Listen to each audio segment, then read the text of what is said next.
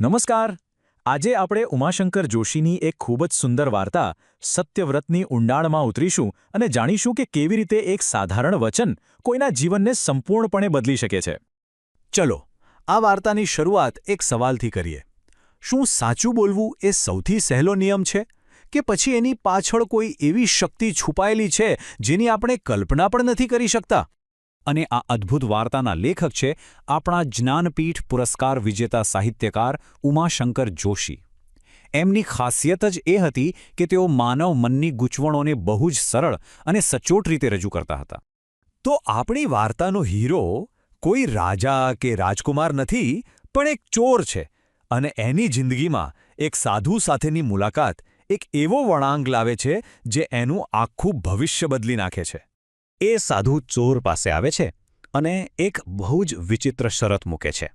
એ કહે છે કે તું જીવનમાં કોઈ પણ એક નિયમ પાળવાનું વચન આપ. સાધુ એને દારૂ, જુગાર, વ્યભિચાર અને ચોરી જેવા દુર્ગુણો છોડવાનું કહે છે. પણ ચોર તો એકનો બે નથી થતો. એ કહે છે, અરે આ બધું તો મારા ધંધાનો ભાગ છે, એના વગર મારું ચાલે જ કેવી રીતે? હવે સાધુ પાસે એક છેલ્લો ઉપાય બચે છે.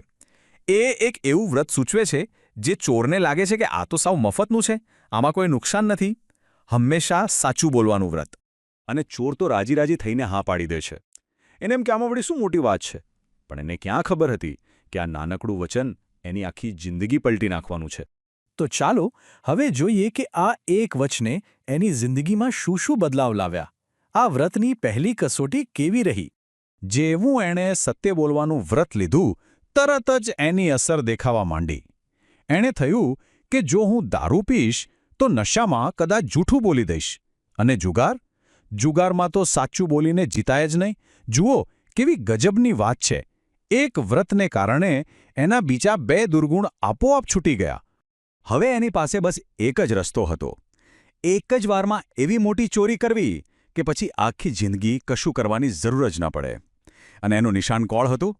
બીજું કોઈ નહીં, રાજ્યના રાજા પોતે. હવે એ પોતાના વ્રતને તો વફાદાર હતો, એટલે મહેલના ચોકીદારોએ પૂછ્યું તો એણે સાચે સાચું કહી દીધું કે હું તો ચોરી કરવા આવ્યો છું. હવે તમે જ કહો, કોણ માને? फ्रेंड्स, इस वीडियो को पूरा देखने के लिए आज ही फ्लेक्सी टीचर ऐप सब्सक्राइब करें, जहां आपको मिलेंगे animated videos, digital books, text book solutions, notes, DPP और क्विज. और हाँ, flexi teacher app mobile, TV और कंप्यूटर पर अवेलेबल है.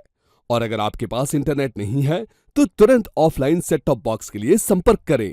Flexi teacher, the one you needed.